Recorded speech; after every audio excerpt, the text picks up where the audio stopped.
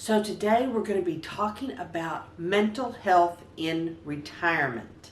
And I'm going to give you 4 tips that will help you improve your own mental health. Coming up next.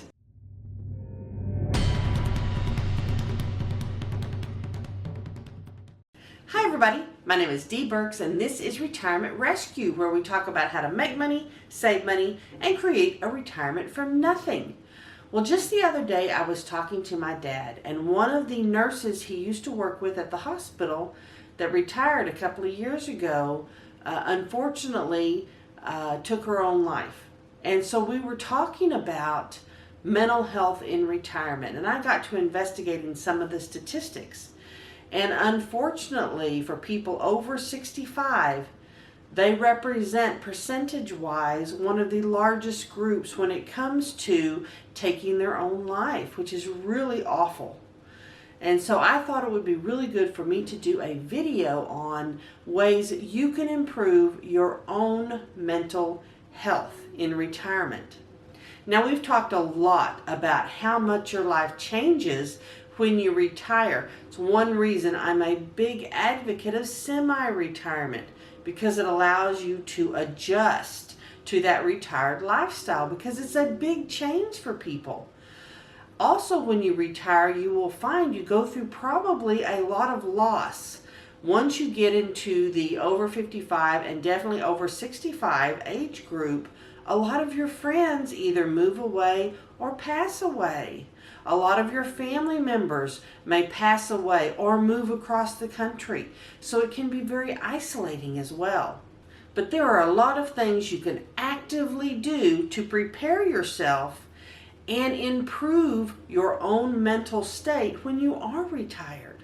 The most important one, I think, is to manage your expectations. People expect that they know what it's going to be like in retirement, and then when they get there, a lot of times it's completely different. So one of the best things you can do for your own mental health is to manage those expectations. Realize you're going to have emotional highs and emotional lows, and if you expect that and you make a plan for dealing with those emotional lows, you will have a much better outcome. You know, people who don't manage their expectations can become very, very negative. How many of these people do you know who are retired, where all they do is talk about how expensive things are, how bad their health is, how awful things are, and there's no reason for that.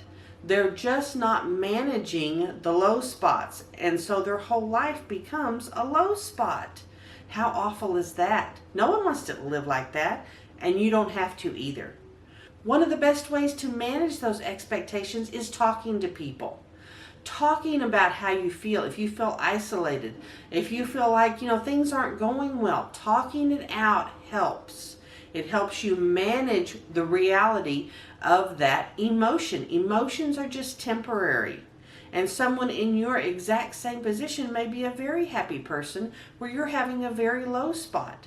So talking about those expectations, managing them, and having a plan to manage your emotions when you do go through a low spot is really, really important. You've got to have that plan. And your plan might also include talking to a professional. There are so many people who now have access to mental health professionals, either via online chats, via telephone, or in person. So don't think that you shouldn't go and talk to someone. Absolutely. Make that part of your plan and plan to do that if you need it. The second thing you can do to improve your mental health is create a structure for yourself. One of the things you can do when you become retired or semi-retire is you sleep all the time. That's part of depression, by the way. You sleep all the time.